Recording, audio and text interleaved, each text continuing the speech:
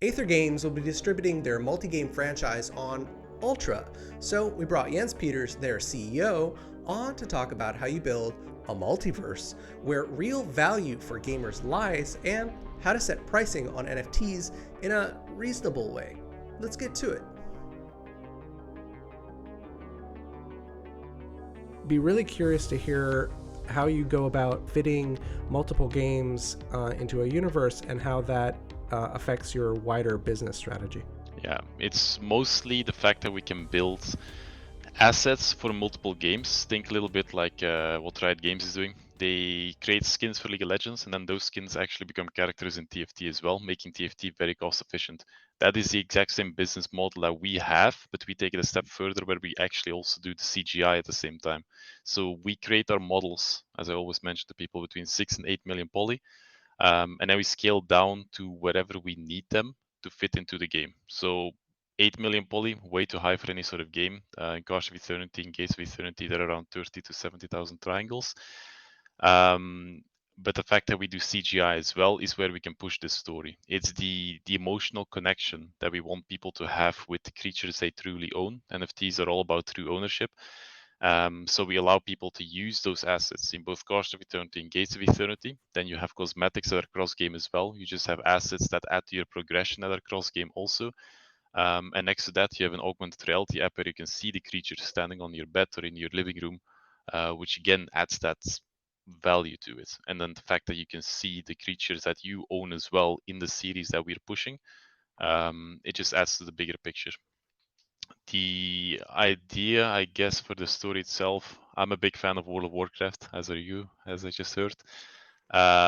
Sure. The story that Warcraft has, that that is really good. The thing that Warhammer has, the thing that Runeterra is now pushing as well, it all works. It really adds a lot of value. And then recently we saw things like Cyberpunk doing absolutely insane on Netflix, pushing the numbers for their game as well. Tekken did the same, Dota did the same, Arcane did absolutely insane.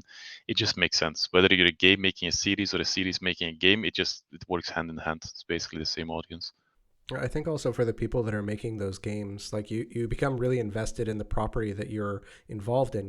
A lot of these developers, they spend 4 or 5 years building a AAA level game, and to set that aside, those characters that at that point they're like emotionally invested in, they like really love those characters, and then move on to the next project, I think is much more difficult than it would be to build another project within that same realm and like continue that story as part of like their larger life story. Yeah, I completely agree there as well. That's like my very first character in World of Warcraft. It's permabanned. I would love to get it back, but it literally has like a note: "Do not unban this account."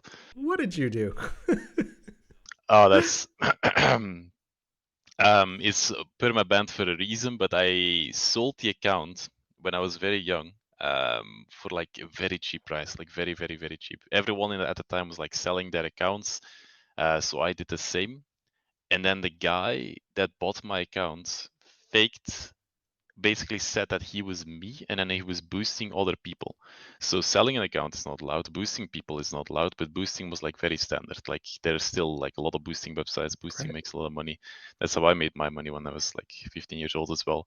So he told people he would boost them. He would basically collect the money on PayPal and then just scam them. So that's how that account got permabanned. But well, living in Europe, if I request my information from Blizzard, they have to log into that account, so I can still see that character on the armory, but I can't I can only look, can't touch. And that really sucks because it's that emotional value, right? Sure, it can be the same character, like a blood elf, exactly. I can create another one exactly the same with those items because they're actually like Battle.net account wide, but I can't play it. I would love to play it. And also the rank 1 title. It's worth a little bit of money, but you can't get it anymore. It just adds value to it. Exclusivity. So let's talk about the exclusivity and the value that's inherent in those kinds of digital assets. Like what we're actually talking about here are digital collectibles. Before we started talking, I wanted to ask you the question about what your favorite examples of digital collectibles actually are. You ready? Yeah, for me it would, as I just mentioned, it would be the accounts, to be honest. Like the highest value collectible is something that you spend time working on.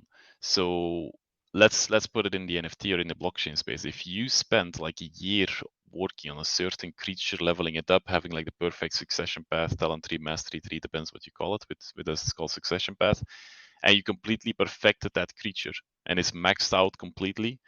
Certain cosmetics on it, but perhaps also, if you sell it, you should get like that's a big thing for you. That's where the royalties should step in for yourself, where you're still earning from it, so it's still like kind of with you. Because I see marketplaces now they're removing the royalty thing, which I don't think makes too much sense if people actually put in value like that. But to answer your question, the digital collectibles that I would be most fan of is literally just anything you spend a lot of time on. My League of Legends account has like 300 skins. I know it's a lot, but if someone would say, "Oh, I'll give you the money plus all the like the money for all those skins plus the account," I still wouldn't take it because I value that account a lot more than the money that I would get for it.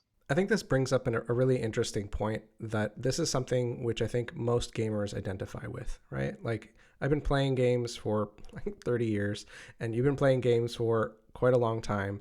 And I think that if you tell them that, this account that you've been working on for a long time and all the stuff that's associated with it, that's a like a packageable deal that like is meaningful, it's worth something, and you can sell it, then that's something that everybody understands. But as soon as you say NFT, then most gamers are like, no, no, thank you, get away from me. Where's the dissonance there? I think that would change over time, to be honest. The NFT space right now, it's nothing against it. It's actually a lot of growth that we have right now is from the NFT space because that market is quite active compared to the blockchain space right now and the GameFi space. But I think it's a little bit too focused on like profile pictures itself.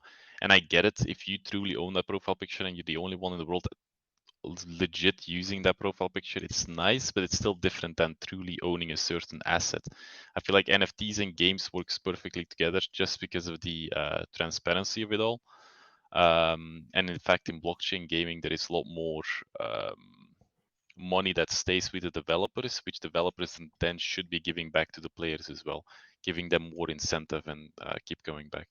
And I think that maybe digital collectibles is something which is much more approachable from a conceptual perspective. Yeah, I would say the fact that you can take all of your assets to another place adds a lot of value to it. The fact that you can buy something and then technically sell it later on as well, legitimately, without breaking any sort of terms of service, because you're not supposed to sell an account, but people do it anyway.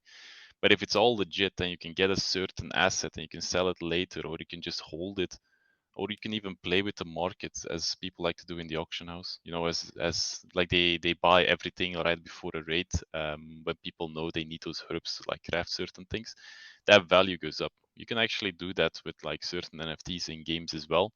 If you know a certain card or a certain creature or a certain weapon is going to be very strong in the next patch, you just buy the entire market if you can, and you can set it at a higher price, allowing you to play the economy like it's like that itself.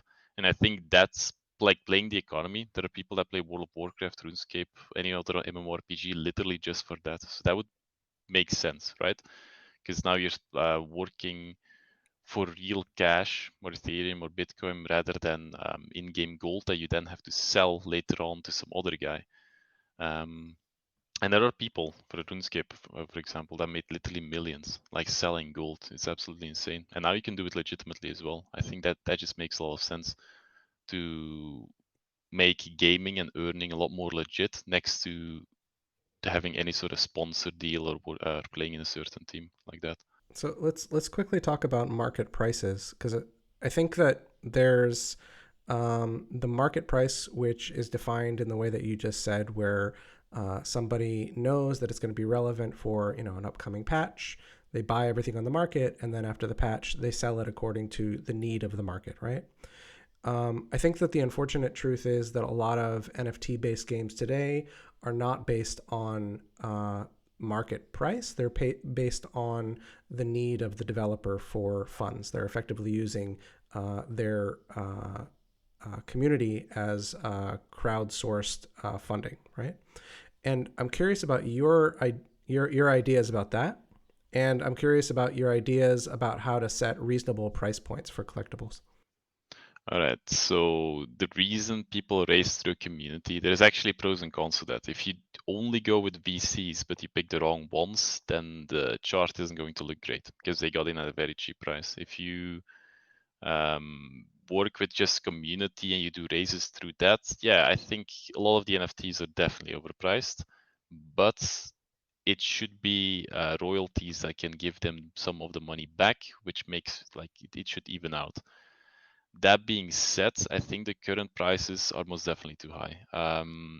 If you, like, I like to play Yu-Gi-Oh as well. I don't know if you do, but if you play Yu-Gi-Oh, you can make a very, very, very strong deck for like 50 euro. But you can make it more expensive if you go for like the certain like secret rare type of cards, like just more valuable cards, but they're the same ones. I think in NFTs it could be something like that, where it's literally a collectible, a more rare card because the supply is lower, but it shouldn't. You don't have to have that specific card. There should be another alternative where you can go with a cheaper version just to play in game.